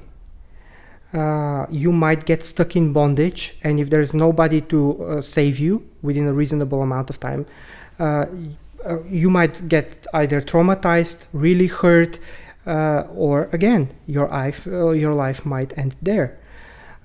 So some fetishes can be dangerous if you're being stupid about it, if you're not informed about the dangers, or if you overlook them. All right. Last two questions. Genders and BDSM. How does gender influence roles and dynamics in BDSM, and what do people need to understand about the diversity of genders expressions within these communities? Good question. I hope I can give you a reasonable answer.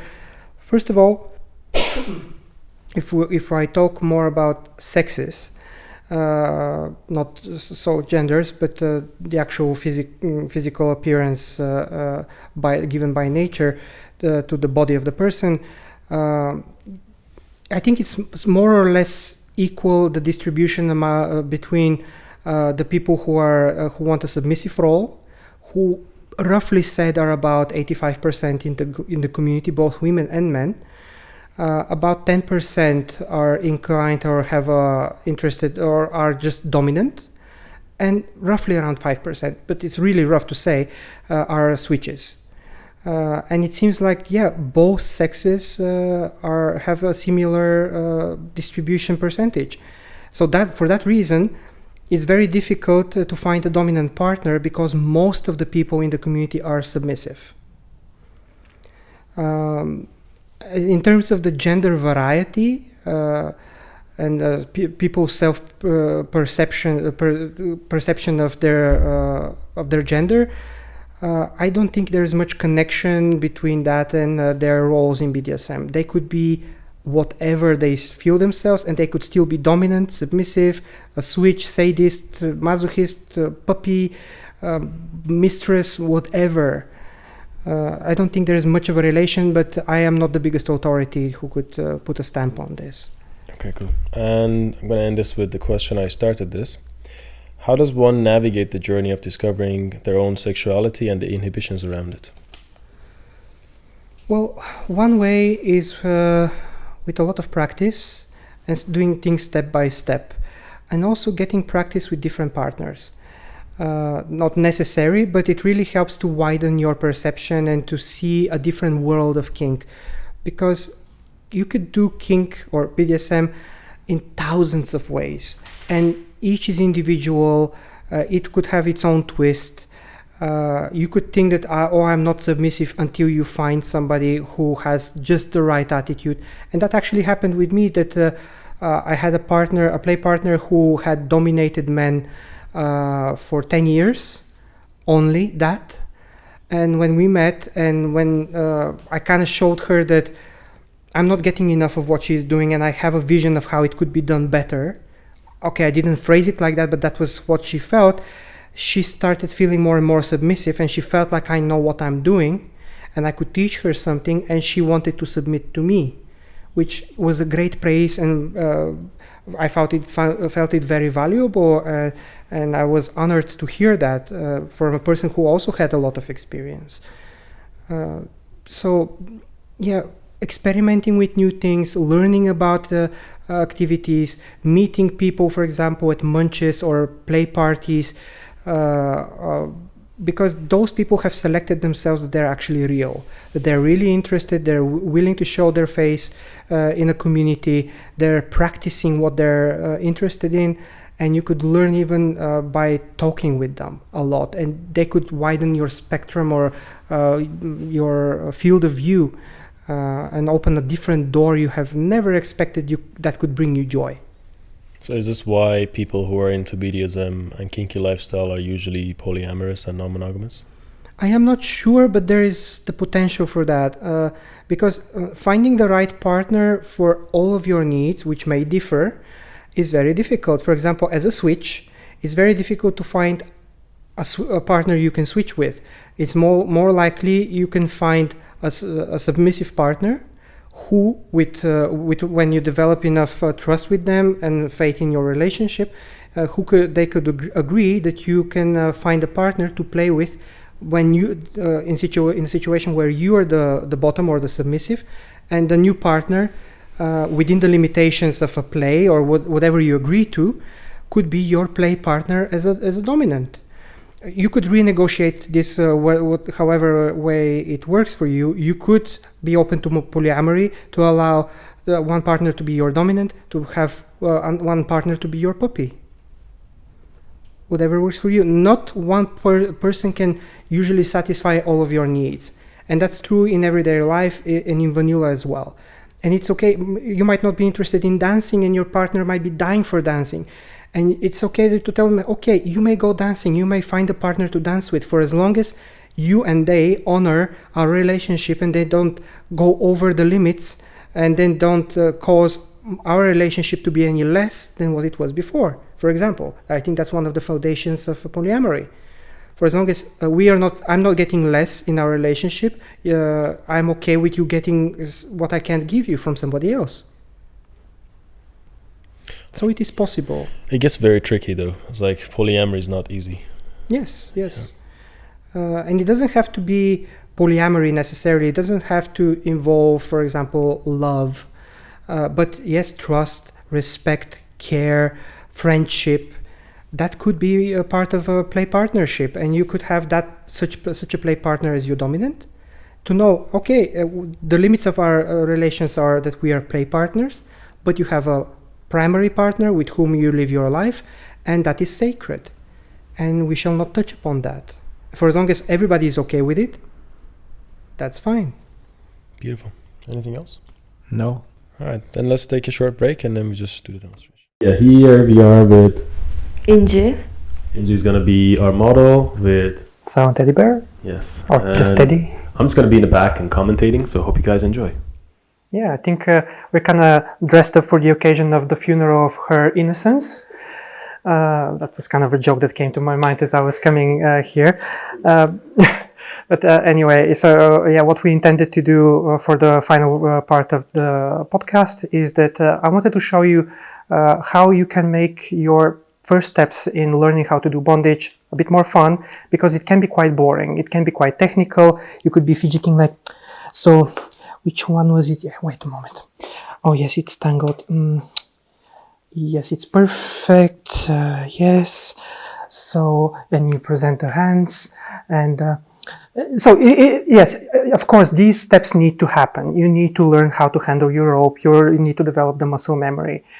That's fine. But there are small things that you could slightly liven up your partner so that they're not like, tell me when it's over.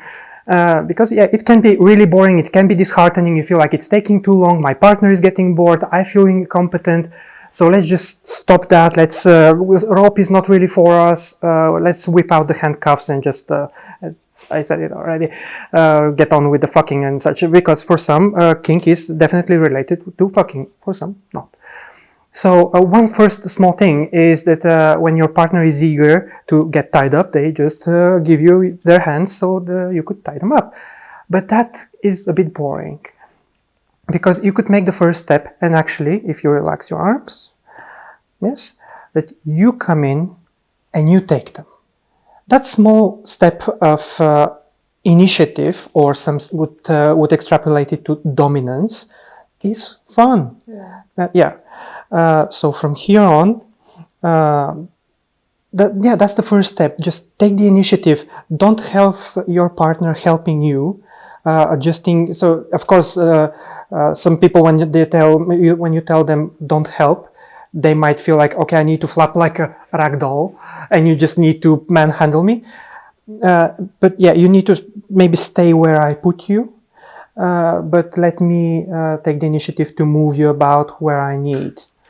So again, having that mindset, I don't want to repeat myself, but I want to reiterate that this part of the mindset is really important, and it really helps for you to have fun while you're learning. So as you're holding, making a gesture. So yeah, of course you could just take like that, take your time while she's holding her arms by herself, which is boring. And you could be like slow and gentle, of course you could. And yeah, one approach you could do, if she's holding her hands, at least you could, she's submitting to you because she's staying as you've put her. I could say, I want you to stay like this. So again, small thing, but again, taking the initiative, taking a bit of control, requiring a bit of submission. If your partner is into it and you are into it, that can be fun. So you stay, and maybe in the meantime, don't move. And then you caress. You just take a bit of time because I want you to feel the rope. But then another thing, you hold, you make one wrap with zest and sparkles. You don't need to make it really tight, but at least making the, and then you could release a little bit. It could be tight for a moment, and then one more time. Because that's how you feel like doing it. You might not, but that's just one idea out of thousands that you could approach. So, I'm doing a very simple tie, really, really simple, just tying 2 hands in one single column tie. This is not a tutorial how to tie a single column tie. And this is not the most secure, durable tie that you could make, but it's a step. It's the first step. And of course, if we allow it wiggle room, it could actually spin around.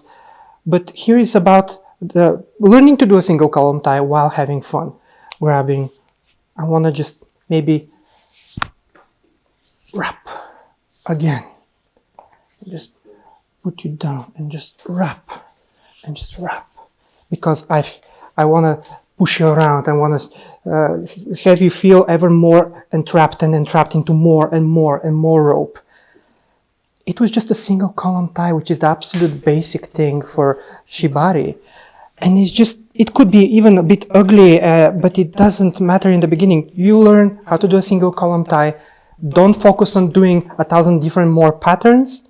Just do a single column tie and have some fun with the rest of the rope. Yes, I chose a bit of a short rope for that case. One other thing, even if you finish the rope and if you want to go for another piece, letting go of the rope and just that causes you to lose touch with your partner. That connection with the rope is something that helps maintain the connection. And if you can afford it, don't lose that. Don't let your partner disconnect it from your rope. So maybe I want to bend her arms and just, since we just met, we are not intimate partners, and one thing you could do, but I'm not going to be going that personally and invading her intimate space that much, but you could go grab her towards yourself, pull, and then wrap with more rope, and then more, and maybe I'll turn you around, go around. In the meantime, caress around the shoulder. For some people, that's a nice erogenous zone. Or go in front, pull her towards yourself, and then caress the neck, lift the chin. Keep going. If they like the suggestion of choking, you could wrap a little bit around the neck. If they like it more, you could apply more pressure. I'm not going to. But you could do that. And you could just keep going and finish the rope. There is a bit of a meme, like how to do Shibari. Just do the single or double column tie, and they just finish the damn tie somehow. And I think that microphone was knocking against my button, so sorry about the audio. So this is what I want to drill into your minds. Don't focus too much about complicated techniques until you develop the confidence in doing the simplest things right.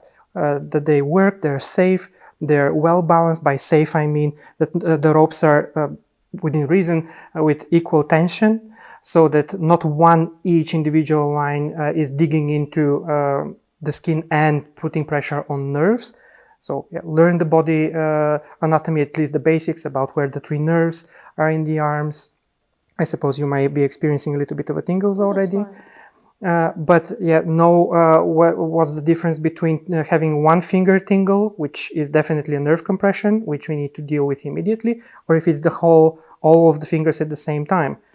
So then that means we are just restricting the blood flow. It's not that dangerous. Yes, you need to take care of it eventually, and the other problem is that if you already have all of the fingers tingling because of blood restriction, you might not sense then later a nerve compression. So that's one of the gambles we are making. Tell us, how did that feel? Actually, I feel very nice and relaxing because my hands are getting numbed a bit, but it feels relaxing because like I feel like my hands are free now. Like it's like on the sky, it's on the clouds. I don't feel the heaviness of my hand anymore. Is it like the endorphin release? Oh no, it's too early for that, because if in order for her body to release endorphins, it need to cause her pain, but just the right type of pain that wouldn't cause her body to feel like it needs to fight for survival, because then adrenaline kicks in and ruins everything. It ruins the effects of the endorphins. Okay, cool. Well, I'll be back. So yes, that tie was quite tight. Yes, it restricted blood flow. That was not intended for her to last like an hour in there. So it was just maybe, what was it? What was the word for foreplay? To get the mood going. So this is one small thing that you could do. Another thing is that you could initiate, first of all, rotating your partner in a way that is comfortable for you, finding a position that works, that's good for you, because you're taking the initiative, you're in control. It should be everything should be convenient for you to use your tools. And that also gives your partner something to do. Also, sometimes when you're moving her about, it gives her also, she needs to keep her balance, she needs to step around. So that also, even though it's a small, trivial thing, it actually prevents you from being very bored. So another gesture that you could do is when you want your partner to go on the ground on her knees. You could just say get on your knees. But it's another thing, for example, when you have her like this. May I come closer? And so you have her here, you are supporting her well so she doesn't fall, and then you bump the back of her knees with your knees so she starts going. But you should be prepared not to lose your balance, so you should have a sure footing. And then again, this is such a small thing, it's a small gesture, but it affects the mood, it affects the power dynamic. So that is nice. So after a while, after her knees after she stood a while on her knees, that gets a bit uncomfortable. For some people, can't take it. You could have her sit on her butt on the side. So yeah, you could say sit on your butt on the side. But it's another thing to put your hand on her shoulder, one on the hips, and slide her this way. So again, this is taking initiative, taking control, having a physical connection. It's so much more dynamic between the two of you, and you don't even need to speak, especially when you know what you're doing. When she knows, what am I doing when I'm bumping her knees? Should she resist or should she go along? Because I've surprised people. They didn't know what that means, so they started resisting, and then I had to kind of break out of character, the character that I chose to be in, to be a bit more quiet, a bit more silent, and just interact with body. Say, okay, since there is a miscommunication happening, a misunderstanding, where I'm going for is us going on our knees on the ground.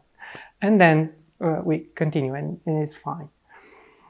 So eventually, when you start learning a bit more complicated patterns, one of my favorite ones is the gote or the takatekote, or there's a slight difference in different communities called slightly different ties, those things, and there's a slight differentiation between communities. But basically what that means, first I'm going to check one arm going behind, see, I'm checking how far it goes really far, all right. Seeing the other one, okay. All right, we have a very flexible model, but for people who don't have that flexible arms, it really matters which one is more flexible than the other, and the one that's more flexible should go a bit higher because that would cause less strain on it. So we take one. I'm not teaching currently how to tie a gote or a takatekote. I just want to give you a few more principles that you can apply when you're learning, for example, that pattern or another. So I'm just tying a simple single column tie.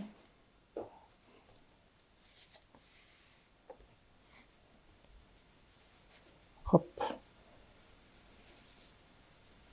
Yes. With a Portuguese ball line with a quick release, because that's how I like to tie it. Right. And from here on, the fun begins or continues, however you like. So from here on, you could approach just technically, you know, seeing, oh yeah, that went over here, yes, a bit that high. This is where the muscle is.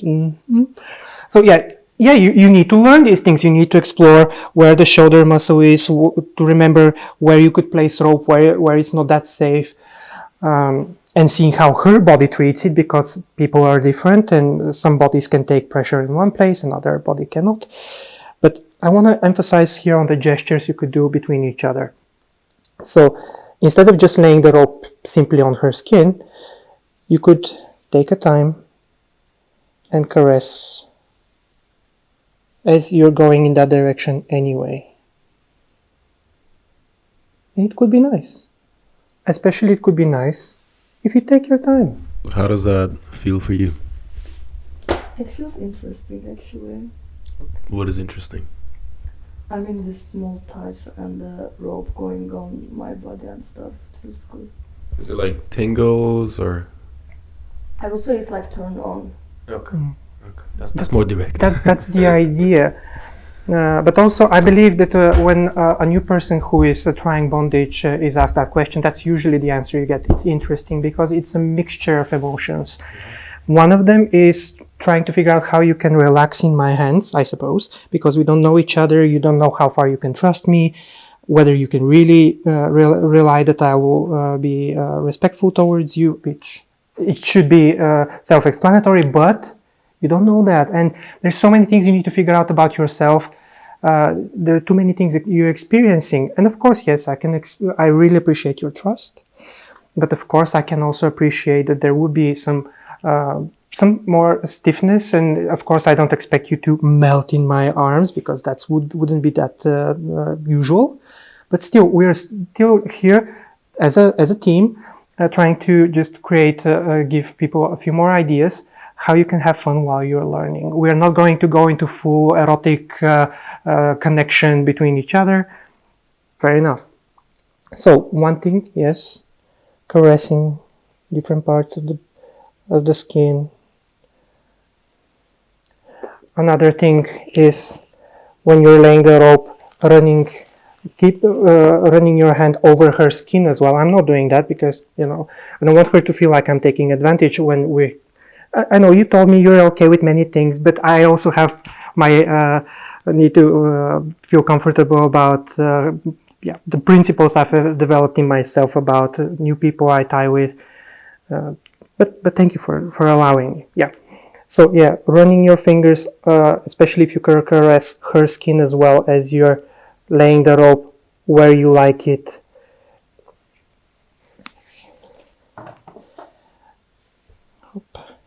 And just even as you're moving the hair around, you could caress her neck.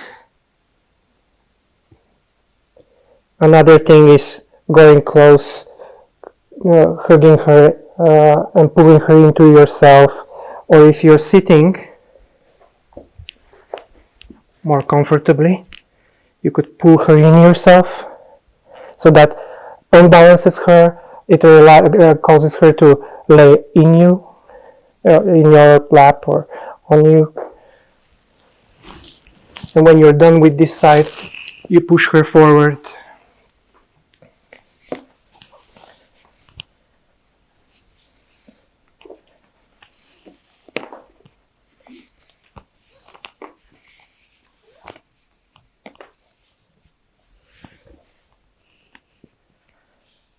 And then for the next bit, it can also be fun. I really like doing this. And for example, when I need to lay rope under her breasts.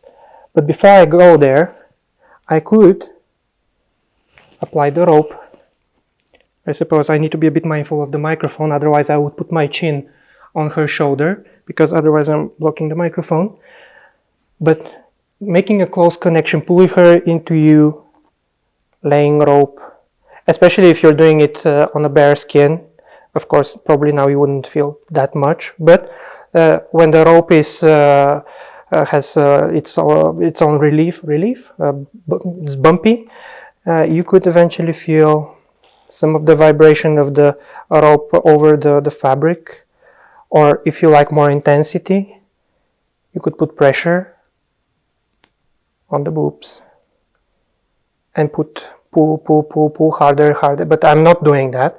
I'm putting a little bit of pressure, but this is one place where you could cause the body to release endorphins, because you could apply exactly the right amount of pressure where she feels like, okay, I can take it, and then you reach a moment where it's just almost too much, and then the body releases endorphins, and you could then relax. And also, if you're doing it on a bare skin, you could catch a nipple, you could twist the rope, and thus do a little bit of nipple play, nipple torture. So these small things. And also one other thing, my girlfriend really likes it when I place my arm under her breasts and lift her breasts up so I could put the rope under them. So that again is a sensual thing. It causes a pleasant sensation in her. So yes, I've currently done a single column tie and a cuff around her body. When did you do that? Yeah, I was kind of quick with it. Because this is something that I personally don't see a way that I could be interactive with her. Let's make it nice. So I'm doing it kind of quickly. It's a technical thing. So yeah, it's one single column tie, and this is another single column tie that's basically a cuff. Basically, a single column tie that starts with already fixed rope. It's pretty much the same thing. It's one cuff covering her body. So I could stop here. Yes, and just fix it with a quick release just for a moment, or even lock it so it doesn't go anywhere. And then I just might want to play from here. I just might not want to do any more bondage. Just pull her into me. Use my arm or the other. Raise the chin. If she's into choking, we could do that. Her hands are tied already. If she's into breath play, I could cover her mouth and her nose. So she's in a quite vulnerable position. She doesn't have much leverage to move about. Yes, she could kick around if she likes, if that's something that you would enjoy doing. Of course, I'm talking only about consensual play with people who would like to experience that.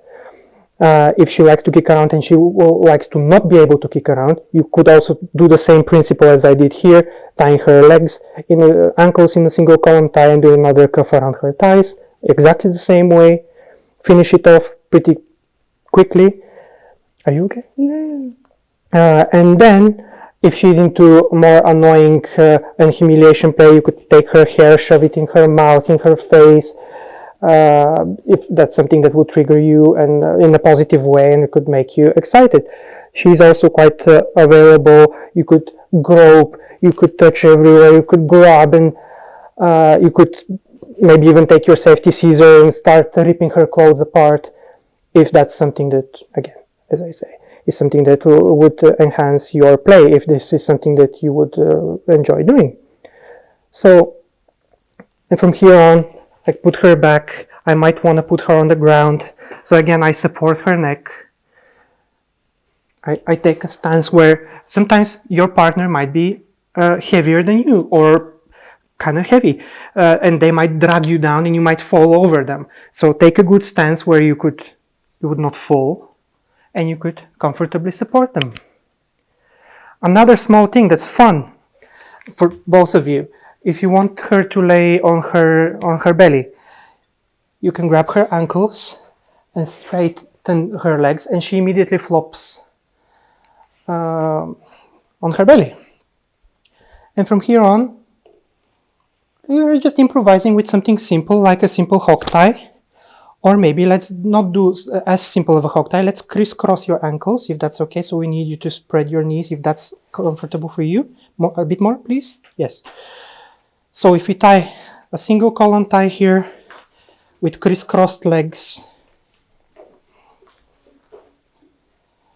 I'm doing it in a kind of quick and slightly sloppy way. So the tighter you make this tie, the less she will be able to close her legs. I'm going to try to twist this. Okay. So if that tie is tight and you've tied it while her knees were even more further apart, spread further apart, she won't be able to close her knees anymore. Now, to some degree, you might, and especially if you cause yourself pain by trying to squeeze. So it's your choice. So then, yeah, this is left alone here. We're not trying to be perfect. And we could cause a bit of tension. And if we want her to feel even more tension, what I have in mind right now is to put my knees under your knees, lift your knees up. That will cause a bit more of a back twist. Because I might want to put her in a very intense hog tie. And that would require that I slip underneath her knees to bend her over. I might even put my chest on her legs. Are you okay still? Yeah, it's a bit intense. Yeah. And finish it with a quick release. Yes, that quick releases sometimes are not a good idea with brats, because if they find the ends, they might want to release the quick release. And then you gently put her down, and then she experiences the additional stress and pressure. But that might cause nerve compression. So since I don't know her body, we need to check a bit more often if you feel tingling in any particular finger. No, it's fine. Okay, so that was very simple. That was a single column tie with another cuff finished around her body, a single column tie connected to the other cuff.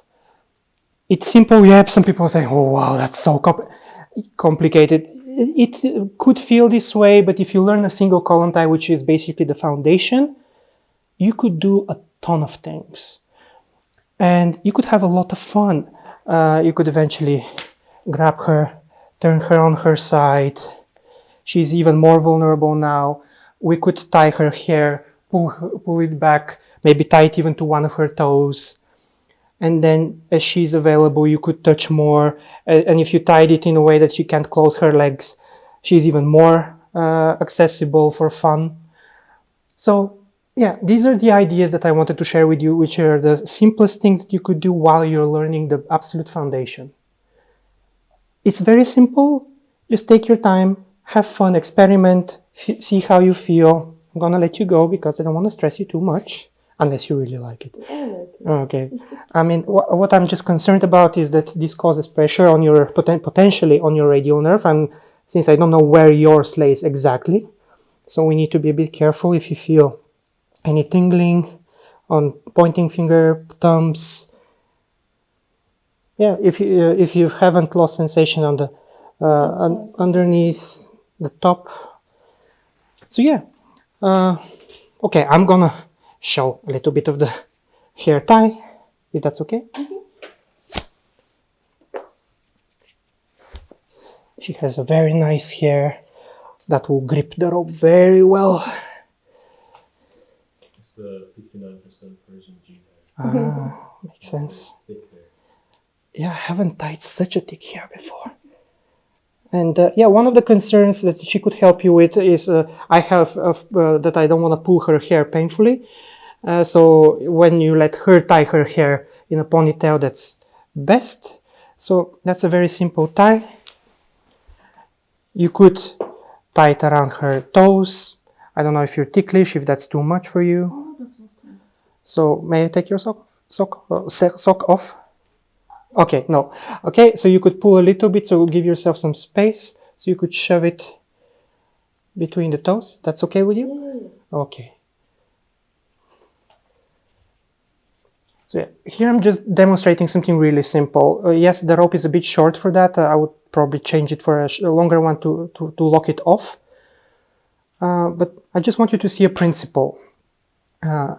It's simple. You could add even more rope going under the neck, or if that's rope is long enough, go back, go through the mouth, then once more go over the eyes. And again, these are very simple ties that I've done that causes somebody to be quite helpless in your trusted hands. Yeah. How are you? I'm good. I really like it. I didn't expect myself to like it this much, but it was really good.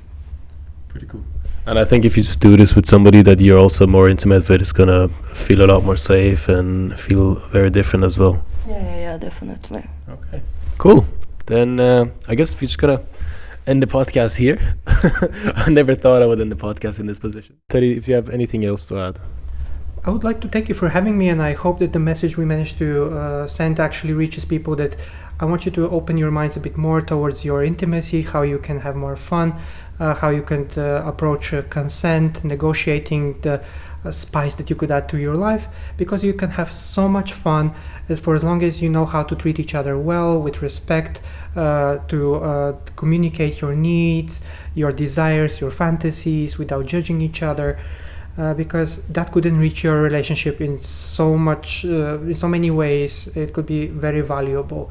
So I hope you got even at least a pinch of everything we said. If only that pinch is for you, fantastic. We've achieved our goal. At least that's my idea. Awesome. Well, thank you guys for showing up. And you guys can check all Teddy's link in the description. And thank you for watching this podcast, and we'll see you in the next one.